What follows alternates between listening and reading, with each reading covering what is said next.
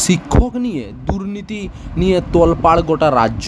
কোথাও সুতোর উপর ঝুলছে শিক্ষকদের চাকরি, আদালতে ঝুলছে একাধিক মামলা।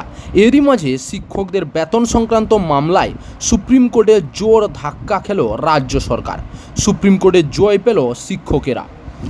বহুদিন থেকে সুপ্রিম কোর্টে ঝুলে রয়েছে বাংলার রাজ্য সরকারি কর্মীদের ডিএ মামলা। গত সোমবার 4 মাস পর এই মামলার শুনানি হওয়ার কথা থাকলেও তা হয়নি, জানিয়ে কার্যত হতাশ হয়ে পড়েছিলেন আন্দোলনকারীদের অধিকাংশ। তবে এবার সর্বোচ্চ আদালতে জয় পেলেন শিক্ষকেরা। শিক্ষকদের বেতন বৃদ্ধির নির্দেশ দিল দেশের সর্বোচ্চ আদালত। এর আগে কলকাতা হাইকোর্টের একক বেঞ্চ ও ডিভিশন বেঞ্চেও শিক্ষকদের পক্ষেই রায় দিয়েছিল। তবে সেই রায়কে চ্যালেঞ্জ করে সুপ্রিম কোর্টে ছোটে রাজ্য সরকার। তবে এবার সেখানেও সুরাহা হলো না। সুপ্রিম কোর্টের নির্দেশে স্থায়ী শিক্ষকদের যে ন্যূনতম বেসিক পে প্রদান করা হয় সেটা দিতে হবে। উচ্চ মাধ্যমিক স্তরে চুক্তিভিত্তিক শিক্ষকদেরও 2002 থেকে 2003 সাল থেকে চুক্তির ভিত্তিতে এই সমস্ত শিক্ষকদের নিয়োগ শুরু হয়।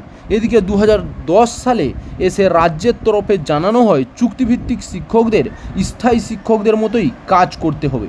তবে একই কাজ করতে হলে স্থায়ী শিক্ষকদের সাথে তাদের বেতনের ফারাক ছিল বিস্তার। তাদের বেতন বৃদ্ধি করেনি রাজ্য সরকার।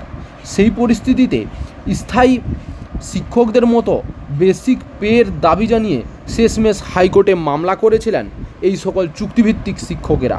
এর আগে তাদের দাবিতে হাইকোর্টে দুবার সিলমোহর দিলেও রাজ্য সুপ্রিম কোর্টের দ্বারস্থ হয়েছিল।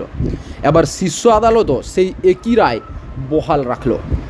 চাকরির খবর থেকে শুরু করে নিয়োগের খবর থেকে শুরু করে ঝড় ঝঞ্ঝা, দেশ বিদেশ, রাজ্য, জেলা এবং আপনার শহরের খবর একটা চ্যানেল আমাদের newsbangla.com সবার আগে আপনারা পেয়ে যাবেন। তাই চ্যানেলটাকে অতি অবশ্যই সাবস্ক্রাইব করে পাশ থেকে বেল আইকনটা ক্লিক করে অল নোটিফিকেশন অন করে রাখুন।